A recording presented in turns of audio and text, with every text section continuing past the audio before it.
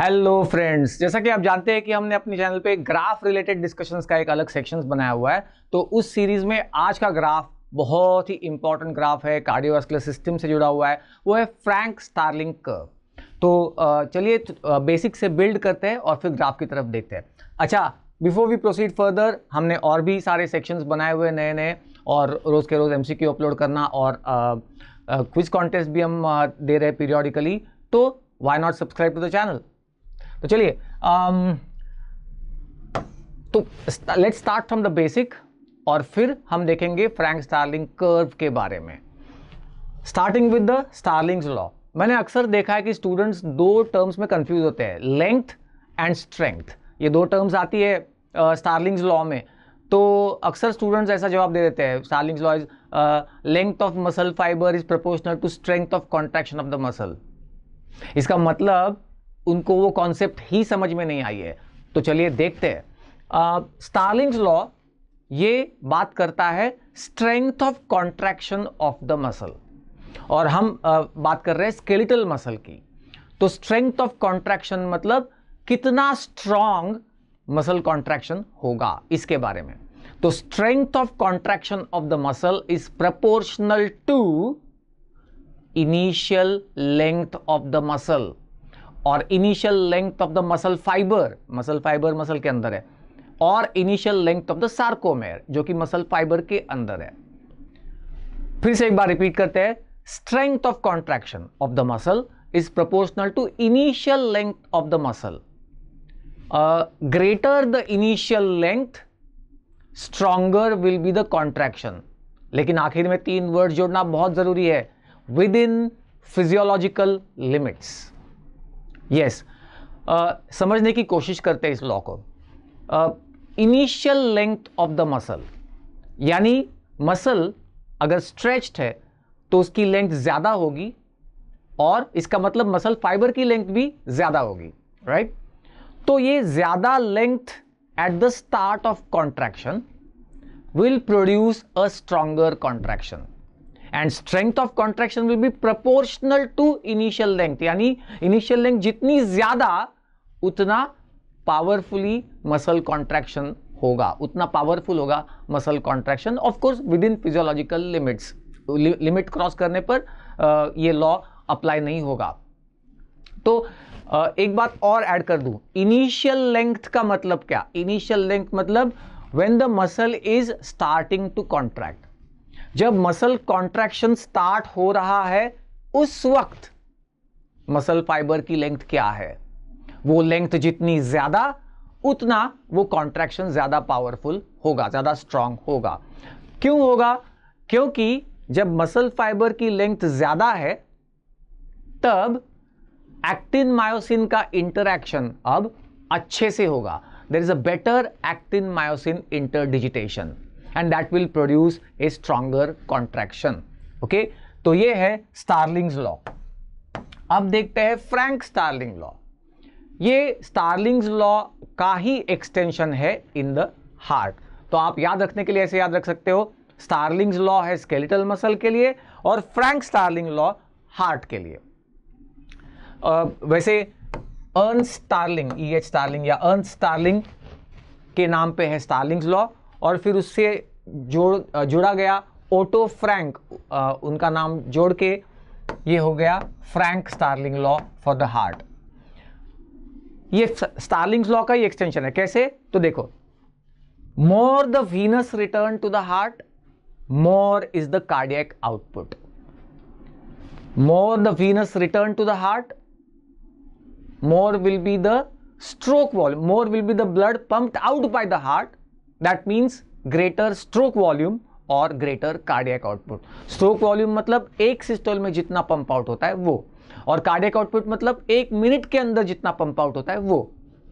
तो ये दोनों ही ज्यादा होंगे अगर वीनस रिटर्न जितना ज्यादा होगा, और अगेन ये बोलना मत भूलना, विद इन फिजियोलॉजिकल लिमिट्स।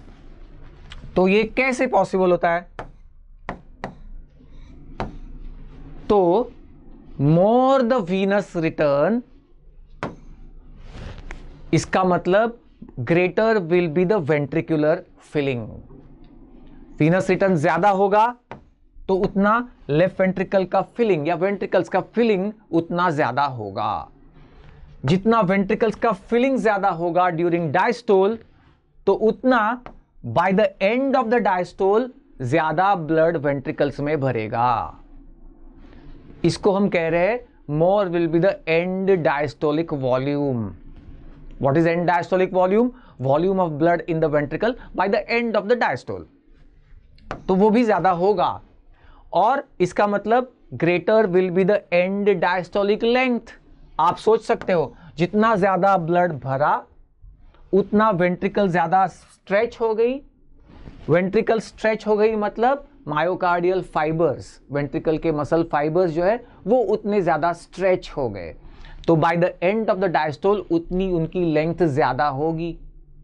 और एंड डायस्टोलिक लेंथ जितनी ज्यादा उतना next contraction, next systole powerful होगा।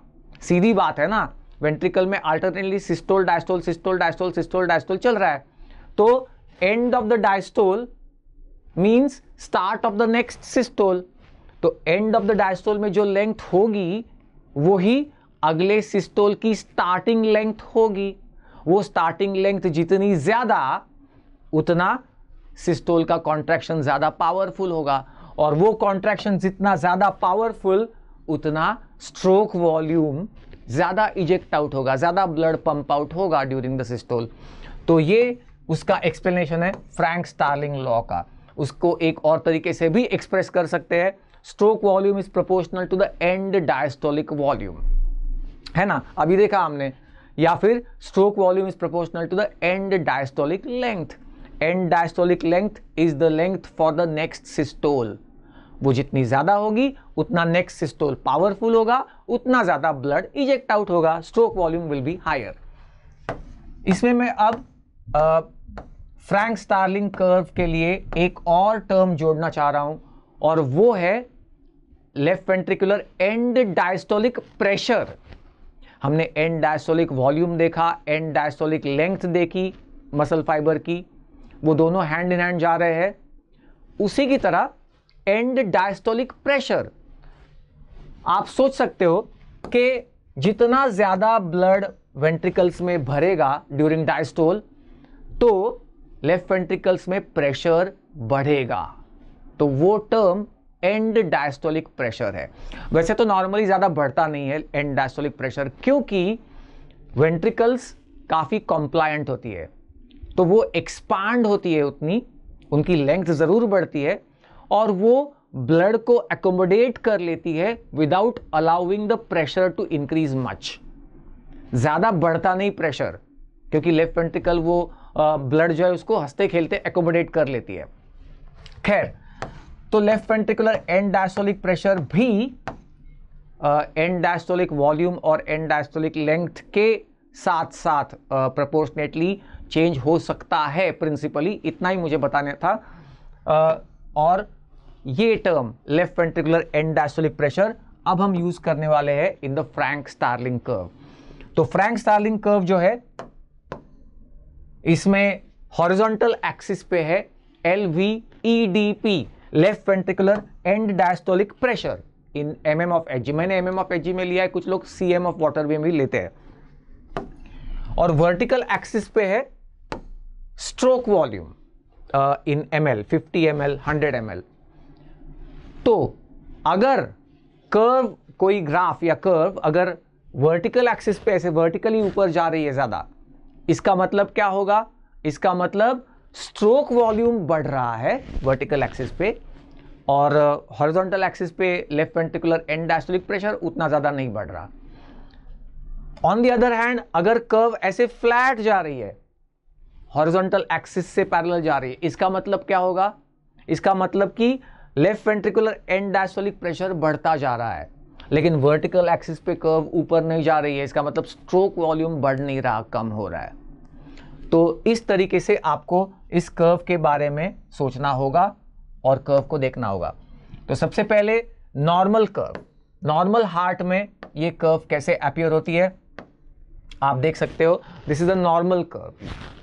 तो इसमें शुरू वाला पार्ट जो है, यहां का पार्ट, इसे कहते हैं प्रीलोड डिपेंडेंट पार्ट, क्योंकि आप देख सकते हो प्रीलोड यानी एंड डायस्टोलिक वॉल्यूम को प्रीलोड भी कहा जाता है, प्रीलोड ऑन द वेंट्रिकल, मतलब कि load on the ventricle before its contraction starts, that's called as preload. मैंने किसी और वीडियो में इसका एक्सप्लेनेशन दिया हुआ है, आप वहां देख सकते हो।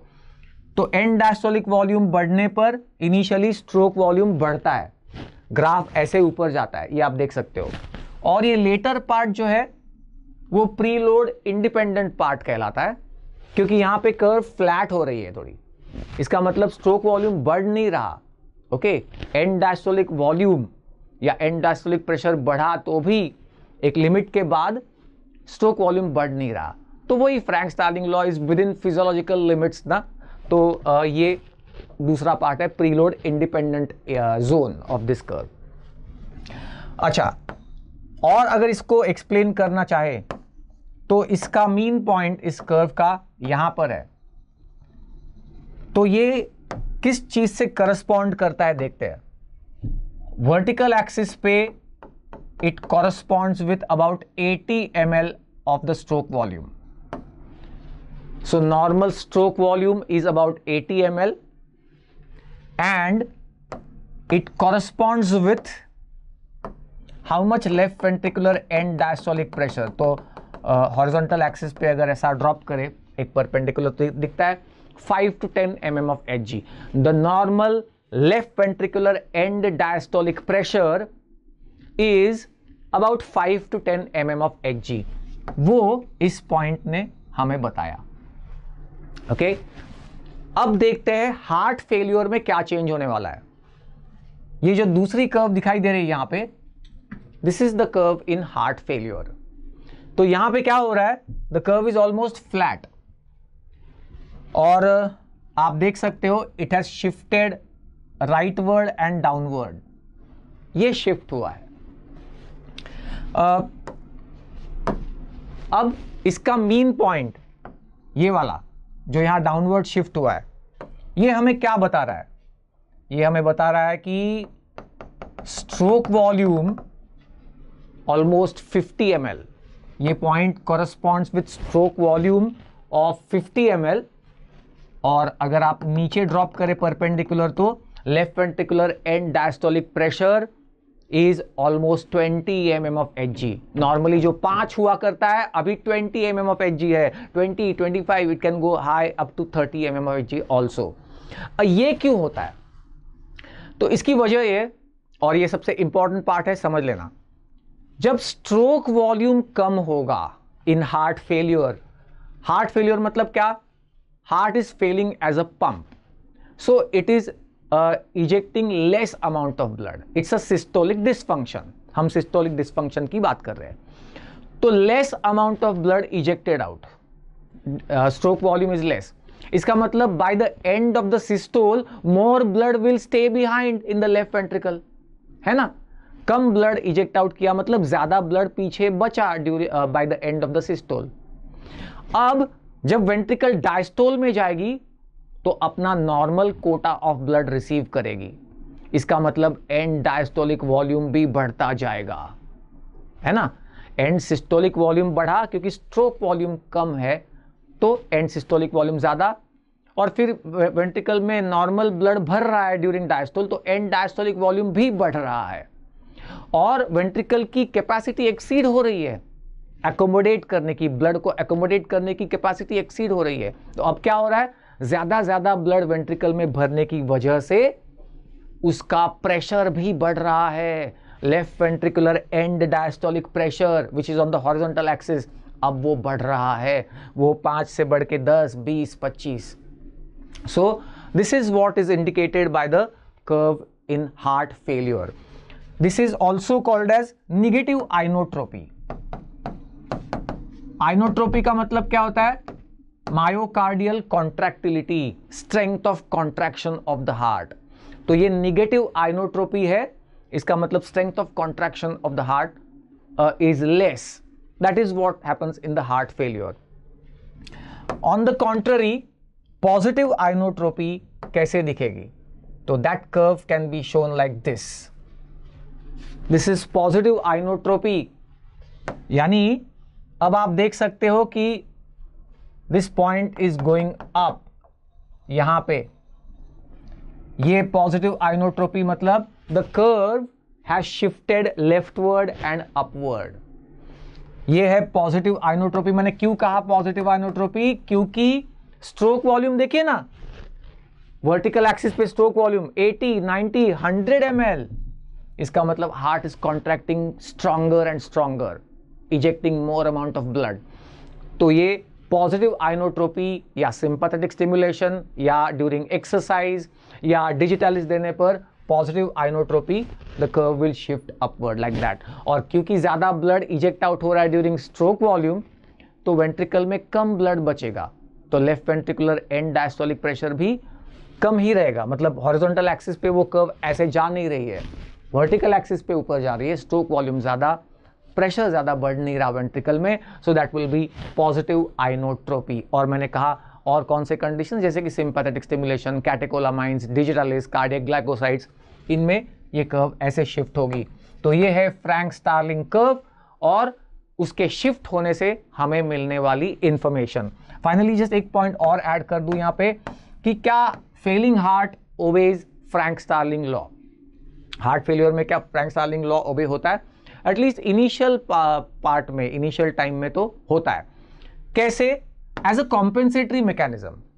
देखिए, when the heart is failing, it's a pump failure, right? Heart is failing to pump enough amount of blood, तो उसकी वजह से stroke volume is less।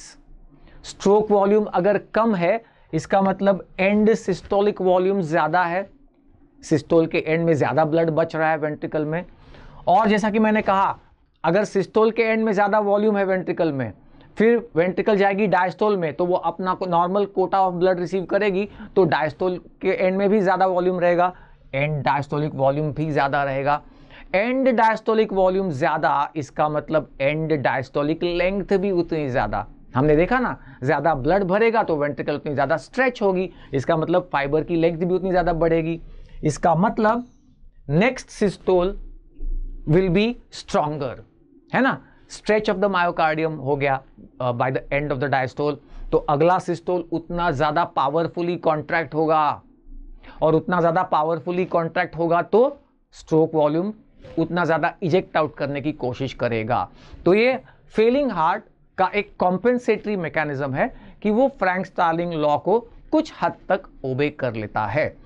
तो ये था फ्रैंक स्टार्लिंग कर्व और उसका clinical application. Remember this, clinically very important. ये entire topic physio plus plus में आता है, तो अच्छे से प्रिपेयर करो तो एक्स्ट्रा मार्क्स जरूर आएंगे।